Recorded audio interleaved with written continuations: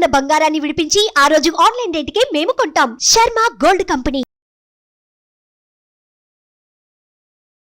అందరికీ నమస్కారం. ముందుగా ప్రేక్షకులందరికీ క్రోధినామ సంవత్సర ఉగాది పండుగ శుభాకాంక్షలు. అయితే ఉగాది పండుగ అనగానే మనందరం కూడా ఈ సంవత్సరం మొత్తం మన రాశి ఫలాలు ఎలా ఉన్నాయి, ఈ సంవత్సరంలో మనకి ఆదాయం ఎంత ఉంది, వ్యయం ఎంత ఉంది, ఇవన్నీ కూడా డీటెయిల్డ్ గా తెలుసుకోవాలని చాలా ఇంట్రెస్ట్ గా వెయిట్ చేస్తూ ఉంటాం కదా. అయితే ఈ ఉగాది రాశి ఫలాలు మనకి డీటెయిల్డ్ గా ఇన్ఫర్మేషన్ ఇవ్వడం కోసం మనతో ఉన్నారు ప్రముఖ జ్యోతిష్య వాస్తు పండితులు, జ్యోతిష్య వాస్తు శిక్షణ నిపుణులు, ప్రముఖ ఆధ్యాత్మికవేత్త, లలిత ఉపాసకులు బ్రహ్మశ్రీ నానాజీ పట్నాయక్ గురువు గారు. మరి పూర్తి వివరాలు గురువు గారు వాటిలో అడిగి తెలుసుకుందాం. నమస్కారం గురువు. శ్రీమాత్రే నమః. గురువు గారు, మరి ఈ క్రోధినామ సంవత్సరంలో మేష రాశి వారికి ఆదాయం, వ్యయం, రాజపూజ్యం, అవమానం ఎలా ఉన్నాయి, పూర్తి వివరాలు డీటెయిల్ గా ఎక్స్ప్లెయిన్. తప్పకుండా అమ్మా. ఫస్ట్ ఆఫ్ ఆల్ ఏంటంటే మనం క్రోధినామ సంవత్సరం అనగానే పంచాంగం తీసుకొని అందులో ఆదాయం ఎలా ఉంది, వ్యయం ఎలా ఉంది, రాజ్యపూజ్యం అంటే మనల్ని మెచ్చుకునే వారి సంఖ్య ఎలా ఉంది, అవమానం అంటే మనం అవమానించబడతామా ఈ సంవత్సరం, ఎక్కువ మంది అవమానించబడతామా, తక్కువ మంది అవమానించబడతామా అని చూస్తుంటాం. అది పంచాంగంలో ఎలా ఇచ్చారు, దీన్ని మనం ఎలా మార్చుకోవచ్చు కూడా. ఇలా ఉంది ఇలాగే అనుభవించాలనుకుంటే జ్యోతిష్శాస్త్రం అక్కర్లేదు, మనకు గుర్తుపెట్టుకోండి. మార్చుకోవచ్చు కూడా. ఇప్పుడు మనం చూసుకుంటే మేషరాశి వారికి 8 ఆదాయము, 14 వ్యయం ఉంది. 8 ఆదాయం అంటే ఏమిటి అంటే వాళ్ళకు ఒక 8 లక్షలు వస్తుంది అనుకుంటే ప్రతి సంవత్సరం ఆదాయం, ఒక 14 లక్షలు ఖర్చు వస్తుంది అని చెప్తుంది మేషం వారికి. మరి ఏమిటండి 14 లక్షలు ఖర్చు వస్తే ఎలాగా అంటే ఒక 6 లక్షలు ఎక్స్ట్రా నేను జేబులోంచి పెట్టాల్సి వస్తుందా? మరి పెట్టాల్సిందేనా అంటే ఇక్కడ నేను ఒక విషయం చెప్తాను, గుర్తుపెట్టు. మీ జన్మజాతకంలో గనక మంచి ధనయోగ దశలు నడుస్తున్నాయి, మీకు ఇక్కడ ఈ సంఖ్యల కంటే కూడా మీ జన్మజాతకంలో మీరు పూర్వజన్మలో చేసుకున్న పుణ్యం వల్ల ఎక్స్ట్రా వస్తుంది ఆటోమేటిక్గా. మీరు దీన్ని ప్రామాణికంగా ఇది ఇలాగే వస్తుంది అని అనుకోవాల్సిన పని లేదు అంటారండి. అయితే దీనికి టెక్నిక్ కూడా ఉంటుంది పెరగడానికి. ఇప్పుడు ఆదాయం 8, వ్యయం 14 అన్నాను కదా. ఇప్పుడు వ్యయం తగ్గించుకోవాలి, ఆదాయం పెంచుకోవాలి, సింపుల్, అంతే కదా. మేషం వారికి ప్రస్తుతం ఉన్న గ్రహస్థితి రీత్యా రాశిలో గురువు యొక్క సంచారం ఉంది. మే నుంచి 2వ స్థానంలోకి వెళ్తాడు. అంటే ఏంటి, 12వ అధిపతి 2వ స్థానంలోకి వెళ్తున్నాడు. 12లో రాహు ఉన్నాడు, విదేశాలకు కారకుడు. విదేశాలకు కారకుడు రాహు ఉంటూ ఆ అధిపతి 2లో వెళ్తున్నప్పుడు వీళ్ళేంటి, విదేశీ మూలకంగా ధన ఆదాయం పెంచుకోవచ్చు. ఒకటి, విదేశాల మూలంగా పెరుగుతుందని. అంటే ఏంటి, గ్రహస్థితి ఏం చెప్తుంది అంటే మీకు అబ్రాడ్ మూలంగా ధనయోగాలు పెరగనున్నాయి కాబట్టి మీరు ఆ రూట్లో ట్రై చేసుకోండి అని ముందే మనం తెలుసుకుంటున్నాం. ఒకటి. ఇంకోటి, ఖర్చు తగ్గాలనుకుంటున్నాం కదా, 12లో ఎవరున్నారు, ఖర్చు స్థానంలో రాహు ఉన్నాడు. అంటే ఏమిటి, దుర్గా ఆరాధన చేయడం, రాహుకాలంలో దీపారాధన చేయడం దుర్గాదేవికి. అలాగే మీరు మినుములు దానంగా ఇవ్వడం, శనగలు దానంగా ఇవ్వడం కనుక చేసినట్లయితే, మినుములు శనివారం, శనగలు గురువారం నాడు ఇచ్చినట్లయితే ఏమవుతుంది అంటే ఇది ఖర్చును తగ్గిస్తుంది. ఎందుకంటే 12వ అధిపతి 2లో ఉన్నాడు కాబట్టి. అదేవిధంగా దక్షిణామూర్తి యొక్క ఆరాధన ఫైనాన్షియల్ గ్రోత్ని పెంచుతుంది వీళ్ళకి ఈ సంవత్సరం ఉన్న గ్రహస్థితి వల్ల. ఓకే, ఇప్పుడు మనం ఏం తెలుసుకున్నాం, ఆదాయం, వ్యయం, దాని బ్యాలెన్స్ తెలుసుకున్నాం. ఇప్పుడు రాజ్యపూజ్యం, అవమానం గురించి తెలుసుకుందాం. 4, 3 ఉంది. అంటే రాజ్యపూజ్యము అంటే మనల్ని మెచ్చుకునే వారి సంఖ్య 4 ఉంది, ఇబ్బంది పెట్టే వారి సంఖ్య 3 ఉంది. అంటే పర్లేదు, కానీ ఇబ్బంది పెట్టే వాళ్ళ సంఖ్య ఎంతైనా మనం తగ్గించుకోవాలనుకుంటాం కదా. కాబట్టి వీరేం చేయాలి, ఇబ్బంది పెట్టే వాళ్ళ సంఖ్య తగ్గాలి అంటే మనం ఎప్పుడు కూడా వీళ్ళు విష్ణు సహస్రనామాలు చదవాలి. మేషం వారు విష్ణు సహస్రనామాలు, సుబ్రహ్మణ్యేశ్వర స్వామి ఆరాధన, ముఖ్యంగా విష్ణు సహస్రనామాలు ఎంత చదివితే అంత ఇబ్బంది పెట్టే వాళ్ళ సంఖ్య తగ్గుతుంది. అంటే మనల్ని ఒక మాట అనడానికి వాక్కుకి ఎవరు కారకుడు, బుధుడికి అధిష్టాన దేవత విష్ణువు. అంటే వీళ్ళకి ప్రత్యేకంగా వచ్చాడు. అది కాకుండా వీళ్ళకి బుధుడు ఏంటంటే పూర్వజన్మ కర్మకారకుడు అవుతాడు. అంటే వీళ్ళందుకే నేను మీకు ప్రతిసారి మేషానికి చెప్పినప్పుడల్లా ఒక మాట అంటుంటారు, మేష లగ్నం వారు కానీ మేషరాశి వారు కానీ, ప్రత్యేకంగా లగ్నం వారు అప్పులు ఎవరికి ఇవ్వకండి అని చెప్తారు. ఎందుకంటే అప్పులు ఇవ్వడం ద్వారా వీళ్ళు ఇరుక్కుంటారు, వీళ్ళు పూర్వజన్మ కర్మ అనేటువంటిది. అలా ఇక మిగతా అంశాలు జనరల్గా ఈ సంవత్సరం చూసుకుంటే మనం మేజర్ ప్లానెట్స్ చూసుకుంటాం కాబట్టి వీళ్ళు గురువు రాశిలో ఉన్నంత కాలము వివాహ సంబంధించినటువంటి విషయాల్లో కాస్త ప్రోగ్రెస్ ఉంటుంది. అంటే ఏంటి, మే వరకు వీళ్ళు ఏదైనా వివాహ ప్రయత్నాలు చేసినట్లయితే చాలా బాగుంటుంది. మరి మే తర్వాత ఏ విషయాల్లో బాగుంటుంది అంటే అన్స్టస్ ప్రాపర్టీస్ రిలేటెడ్ విషయంలోని, పిహెచ్డీస్ చేసేటువంటి విషయాల్లోని చాలా బాగుంటుంది. అలాగే ఏదైనా ప్రాపర్టీ కొనడానికి కూడా మే లోపల బాగుంది వీరికి. మే లోపల అయితేనే ప్రాపర్టీ కొనడానికి చాలా అనుకూలంగా ఉంది. ఏదైనా ఇల్లు, గృహం కొనుక్కుందాం అనుకుంటే మే లోపల కొనుక్కోండి, చాలా అనుకూలంగా ఉంటుంది పరిస్థితి అనేటువంటిది. మరి ఇక్కడ మే తర్వాత నేను మీకు ఇందాక చెప్పినట్టుగా ఇన్సూరెన్సెస్ మూలంగా కలిసి రావడం, యాన్సిస్టర్స్ ప్రాపర్టీస్ మూలంగా కలిసి రావడం అనేది చూపిస్తుంది. దాంతోపాటు వీళ్ళకి 6వ స్థానంలో కేతు సంచారం జరుగుతుంది కాబట్టి నిత్య జీవితంలో అంటే డైలీ రొటీన్ లైఫ్లో ఏదో తెలియని ఆటంకాలు ఏర్పడుతూ ఉంటాయి. దీనికి ఏం చేయాలి? ఇంటి నుంచి మీరు బయలుదేరే ముందు, అంటే ఈ మేషలగ్నం వారు మేషరాశి వారు ఇంటి నుంచి బయలుదేరే ముందు కేతు గ్రహ ఆరాధన ప్రతిరోజు లేదా గణపతి ఆరాధన, ముఖ్యంగా గణపతిని తలుచుకొని బయలుదేరినా, గణపతి తలుచుకొని ఏ ప్రయత్నం చేసినా సక్సెస్ అవుతుంది. వీళ్ళకి గుర్తుపెట్టుకోండి.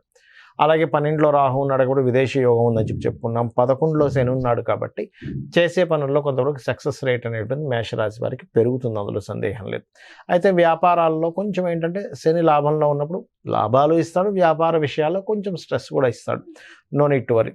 సో ఫైనల్గా ఏంటంటే ఇక్కడ మనము మరలా వీళ్ళకి ఎప్పుడు వస్తుంది గృహయోగం? ఇప్పుడు మే వరకే తీసుకోమని చెప్పాము. మరలా గురువు వక్రిస్తాడు. ఎప్పుడు వక్రిస్తాడు వీళ్ళకి అని చెప్పి చూసుకున్నట్లయితే వెరీ క్లియర్లీ అక్టోబర్ నుంచి వక్రిస్తాడు. సో అక్టోబర్, నవంబర్, డిసెంబర్, జనవరి, next year middle of the ఫిబ్రవరి వరకు మరలా అక్కడ ఒక 4.5 months యోగం ఇస్తాడు ఇక్కడ. ఓకే. సో ఈ యోగాలు అనేటువంటివి ఉన్నాయి. అలాగే సంతానం గురించి ఈ యొక్క మాసంలో వీళ్ళకి ఎలా ఉంటుంది ఏమిటి అని చెప్పి చూసుకున్నట్లయితే సంతానం ఈ సంవత్సరం సంతానం సంబంధించిన విషయంలో చాలా బాగుందని చెప్పుకోవచ్చు, అందులో ఎటువంటి సందేహం లేదు. ఇక వీళ్ళు నిత్యము చేయవలసినటువంటి దేవత ఆరాధన ఏమిటి అని చెప్పి చూసుకున్నట్లయితే సూర్య నమస్కారాలు ఎక్కువగా చేసుకోవాలి. వీరు చేసుకున్నట్లయితే చాలా బాగుంటుంది. అయితే వీళ్ళకి ఏంటంటే సహజంగా మనకి క్రోధినామ సంవత్సరానికి ముందే మనం చెప్పుకున్నాం ఏమిటి, కొంచెం జనవరి ఫిబ్రవరి నుంచి అల్లర్లు, గొడవలు, రకరకాల డిస్టర్బెన్సెస్ అని. వీళ్ళకి పర్టికులర్గా ఏంటంటే అమ్మ కొంచెం కుజశనులు కలిసి ఉంటున్నారు స్టార్టింగ్లో, కాబట్టి వ్యాపార సంబంధించిన నిర్ణయాలు, వ్యాపార లాభాల విషయంలో కొంచెం జాగ్రత్తగా ఉండాలి. మంత్ స్టార్టింగ్లో, ఇయర్ స్టార్టింగ్లో మాత్రం స్టార్టింగ్ లో కొంచెం జాగ్రత్తగా ఉన్నా, ఓవరాల్ గా చాలా బాగుంది అంటున్నారు. చాలా డీటెయిల్ గా మేషరాశి వారికి ఎక్స్ప్లెయిన్ చేశారు గురుగారు. అయితే ప్రపంచ వ్యాప్తంగా, దేశ వ్యాప్తంగా మొత్తం ఎలా ఉండబోతుంది అంటారు ఈ సంవత్సరం? క్రోధినామ సంవత్సరానికి అధిపతి ఎవరు, అంటే ఈ సంవత్సరానికి రాజు ఎవరు అనేటువంటి తీసుకుంటే కుజుడు అవుతాడు. కుజుడు అంటే ఫైటింగ్, గొడవలు, ఉద్యమాలు, యుద్ధాలు, వీటికి కారకుడు అనమాట కుజుడు. అందుకని అటువంటి వాతావరణం కనిపిస్తుంది. అయితే లక్కీ ఏంటంటే కాలసర్ప దోషం నుంచి గురువు బయట ఉన్నాడు, అది కొంత సేఫ్ ఇస్తుంది. బట్ ఏదైనా కానీ కొంచెం యుద్ధ సంబంధంగా అంటే రాజులకి ఇప్పుడు చూడండి అప్పటిదాకా అక్కర్లేదు, మనకి ఫిబ్రవరి నుంచే స్టార్ట్ అయింది దాని ప్రభావం. ఎందుకంటే ఈ రవి మనం జనవరిలో మనం చెప్పుకున్నప్పుడు కూడా చెప్పుకున్నాం, కొంచెం ఈ సమయంలో కొంచెం ఈ బాంబు పేలుళ్ళని, లేకపోతే ఈ గొడవలని, కొంచెం ఈ యుద్ధ నౌకల్ని ట్రాప్ చేయడం అని, లేకపోతే అంటే నౌకా దళాల మీద, లేకపోతే నౌకల మీద, అంటే జలరాశుల్లో కుజుడు శని ఉన్నారు కాబట్టి నౌకల మీద అంటే దాడి చేయడం, దాన్ని హైజాక్ చేయడం లాంటివి ఉంటాయని చెప్పి చెప్పుకున్నాం లాస్ట్. అట్లాంటివే జరిగింది ఈ మధ్య అంతా కూడా. అంటే ఏమిటి, ఈ సంవత్సరం ప్రత్యేకంగా కొంతవరకు ఈ యుద్ధ సంబంధించినటువంటి ఈ మనం ఊహించినటువంటి మార్పులు అనేకమైన జరుగుతాయి. అంటే అసలు లాస్ట్ మినిట్ వరకు ఇది మారదు, ఇలాగే జరుగుతుంది అనుకుంది, అది సడన్ గా మార్పు వచ్చేస్తుంది. అసలు ఎవరు ఎక్స్పెక్ట్ కూడా చేయరు, అసలు ఇలా జరుగుతుందా, ఇలాంటివి కూడా జరుగుతుంది అసలు ప్రపంచంలో అన్నట్టుగా జరుగుతుంది. అన్ని మార్పులు ఇస్తారు, ఏదైనా కావచ్చు. అంటే టెక్నికల్ గా హై లెవెల్లో మార్పులు చూస్తాము, రాజకీయంగా హై లెవెల్లో మార్పులు చూస్తాము. గుర్తుపెట్టుకోండి, అసలు మోసాల లెవెల్లో కూడా హై లెవెల్లో మార్పులు చూస్తాం. సో కాస్త కేర్ఫుల్ గా ఉండాల్సిన సమయం because of Saturn Mars combination అలాంటిది. అందులో పర్టికులర్ గా మే వరకు ఈ జాగ్రత్తలు తీసుకోవాలి, మెయిన్గా మే వరకు. అదొకటి. ఇక మిగతా అంశాలు కనుక చూసుకుంటే కనుక అంటే వీళ్ళు మరి ఇప్పుడు ఈ యుద్ధ సంబంధించిన ఇవన్నీ అనుకున్నాం కదా, మరి రకరకాల దేశాల్లో మన ఇండియన్స్ ఉంటారు, అందరూ కూడా మనుషులే కాబట్టి వీళ్ళెవరూ కూడా ఇబ్బంది పడకుండా ఉండాలి అంటే ఒకటే గుర్తుపెట్టుకోండి, కాలభైరవ అష్టకము, కాళికాదేవి యొక్క స్తోత్రాలు, కాలభైరవ అష్టకం కానీ, నృసింహస్వామి యొక్క స్తోత్ర పఠనం చేయడం కానీ, ఆంజనేయ స్వామి యొక్క ఆరాధన చేయడం కానీ, ఇవి గనక చేయగలిగితే, లేదా మీకు దగ్గరలో గోశాల ఉంది, గోవులకు కాస్త బెల్లము, అదేవిధంగా నువ్వులు కాదు సారీ బెల్లము మరియు క్యారెట్లు, నువ్వులు తినిపించకూడదు, పొరపాటు నువ్వులు అన్నాను, నువ్వులు అస్సలు తినిపించకూడదు, బెల్లము క్యారెట్స్ తినిపించాలి. నువ్వులు దానం మాత్రమే ఇవ్వాలి. చాలామంది అంటుంటారు ఏమంటే నువ్వులు మేము తినిపించాలా అని అడుగుతూ ఉంటారు, ఏది పురోహితుడు తీసుకోవట్లేదని. ఎందుకంటే అమ్మ అది ఏదైనా మనకి ప్రెగ్నెన్సీతో ఉందనుకోండి, దాని ప్రెగ్నెన్సీ ఇచ్చినవ్వడం వల్ల మరింత దోషం ఏర్పడుతుంది. కాబట్టి ఇది జాగ్రత్త తీసుకోవాలి. సో కాబట్టి ఈ జాగ్రత్తలు తీసుకుంటే సరిపోతుంది. ఇదంతా ఓవరాల్ గా సామూహికంగా కూడా చేయడం వల్ల ప్రపంచానికి ఇంకొంచెం మంచి జరుగుతుంది కదా గురుగారు. గురుగారు ఇవే కాకుండా ఇంకేమైనా జాగ్రత్తలు తీసుకోవాల్సిన అవసరం ఉంటుందంటారా? జాగ్రత్తలు అంటే ఏం లేదమ్మా, ఒకటి గుర్తుపెట్టుకోండి, నేను చెప్పేది ఒకటే. మనకి ఎప్పుడైనా సరే గ్రహస్థితిలో ఎలాగున్నా, అంటే మన జాతకం ఇలా ఉంది, వాస్తు ఇలా ఉంది, ఇవన్నీ ఎలాగున్నా నేను చెప్పేది ఒకటే, అమ్మవారిని గనక మనం ఆశ్రయించినట్లయితే ఇవన్నీ కూడా పక్కకు పోతాయి. అయితే మరి ఈ శాస్త్రం ఎందుకు ఇచ్చింది అమ్మవారు? ఈశ్వరుడే స్వయంగా కూడా జ్యోతిష్ శాస్త్రాన్ని ఇచ్చాడు కదా, మనం చెప్పుకుంటూ ఉంటాం కొన్ని వాటిల్లో మహర్షుల ద్వారా మనకు అందించాడని. మరి ఆ పరమేశ్వరుడు ఎందుకు అందించాడంటే మనకు ఒక జాగ్రత్త చూసుకోవడానికి, ఒక రూట్ మ్యాప్ లాగా మనం ఒక తయారు చేసుకుంటున్నాం. ఏది, ఏ రూట్ లో ఎక్కడ ట్రాఫిక్ ఉంది, ఎక్కడ ఏది ఉంది అని తెలుసుకుని దాన్ని బట్టి వెళ్తున్నాం కదా. అలాగే మనకు భగవంతుడే ఈ యొక్క జ్యోతిష్ శాస్త్రాన్ని అందించాడు. దీనివల్ల ఏమిటి, మనం మన జన్మజాతకం కూడా చూసుకోవాలి. అంటే మన జన్మజాతకంలో లగ్నబలం ఎలా ఉంది, ధనం ఏ మార్గంలో వెళ్తే మనకు ధనం సంపాదిస్తాము, ఏ రకంగా ప్రయత్నిస్తే మన ప్రయత్నాలు సఫలీకృతం అవుతాయి, ఏ దిశలో ఉంటే మనకి బాగుంటుంది, సంతాన అభివృద్ధి ఎందుకు అవ్వట్లేదు, వివాహం ఎందుకు అవ్వట్లేదు, మన జన్మజాతకంలో ఉంటుంది. అంటే ఏ సమయంలో వివాహం చేసుకుంటే బాగుంటుంది, అదేవిధంగా మనకి ఏ వృత్తుల్లో బాగుంటుంది, ఏ వ్యాపారాల్లో బాగుంటుంది, ఎందులో ఎప్పుడు ఇన్వెస్ట్మెంట్ చేస్తే మంచిది, ఎప్పుడు ఇన్వెస్ట్మెంట్ చేయకూడదు అనేటువంటి అన్ని విషయాలు ఉంటాయి. మీకు అనిపిస్తుంది మరి ఇవి అన్నీ మన జన్మజాతకంలో ఉంటాయి, మనం మరి ఈ గోచార ఫలితాలు ఇవన్నీ ఎందుకు చెప్పుకుంటున్నాం అంటే ఒకటే గుర్తుపెట్టుకోండి అమ్మా. ఇప్పుడు మీరు షూటింగ్కి వచ్చారు కదా, నార్మల్గా మీ ఇంటి నుంచి ఇక్కడ 40 నిమిషాలు అనుకోండి కార్లో రావడానికి, అదే ట్రాఫిక్ జామ్ అయితే కదా. అంటే ఏమిటి, గంటలోనో 40 నిమిషాల్లోనో వస్తాననేది మీరు ఏం చెప్తారు, గంటన్నర పడుతుందండి అంటారు. అంటే మీ కారు, మీరు మీ డ్రైవర్ కానివ్వండి, మీరు ఓన్గా డ్రైవ్ చేసుకున్నా మీ కారు అదే రోడ్డు అయినా కూడా మరి ట్రాఫిక్ ఉన్నప్పుడేమో ఎక్కువ టైం పడుతుంది, ట్రాఫిక్ లేనప్పుడు హాఫ్ అన్ అవర్లో రాగలుగుతున్నారు. అంటే దాని అర్థం ఏమిటి, సమయం, బయట ఉండే వాతావరణం కూడా మనకు సహకరిస్తేనే మనం సమయానికి వెళ్ళగలం. అలాగే గోచారం అనేటువంటిది ఏంటంటే ఇప్పుడున్న గ్రహస్థితి, ఇప్పుడుండే గ్రహస్థితి ఏ విధంగా ఉంది, పరిస్థితులు ఎలా ఉన్నాయి అనేది చెప్పేదే గోచారం. సో ఈ సంవత్సరం ఈ విషయాలు ఇలా ఉంది కాబట్టి నువ్వు ఈ రెమెడీ చేసుకో, నీ జన్మజాతకం కూడా చూసుకో, ఈ రెండు కలుపుకో.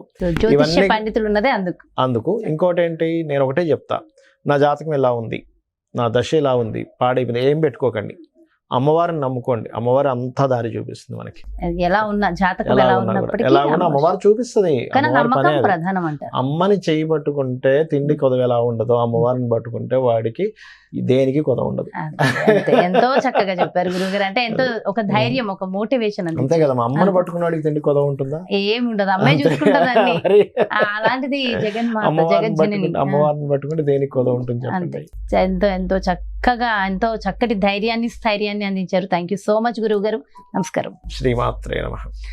ఎస్, ఇదండి మరి క్రోధినామ సంవత్సరంలో ఎంతో అద్భుతంగా వివరించారు మేష రాశి వారికి. అదే విధంగా మనందరికీ ఒక ధైర్యాన్ని, స్థైర్యాన్ని, అమ్మ పాదాలని పట్టుకునే విధానాన్ని కూడా వివరించారు కదా. మరో చక్కటి ప్రత్యేకమైన కార్యక్రమంతో మళ్ళీ మీ ముందుకు వచ్చేస్తాను. మరి అదే విధంగా ఈ సంవత్సరంలో మీ యొక్క జాతక ఫలితాలు ఒక్కసారి చూపించుకుని మీరు మీ జాతకం ద్వారా చక్కటి రెమెడీలు చేసుకుని మంచి దిశగా మీ దారిని ఎంచుకోవాలి, గురువుగారు అపాయింట్మెంట్ కావాలి అనుకుంటే క్రింద డిస్ప్లే అవుతున్నటువంటి నెంబర్స్కి కాల్ చేయండి. నమస్కారం.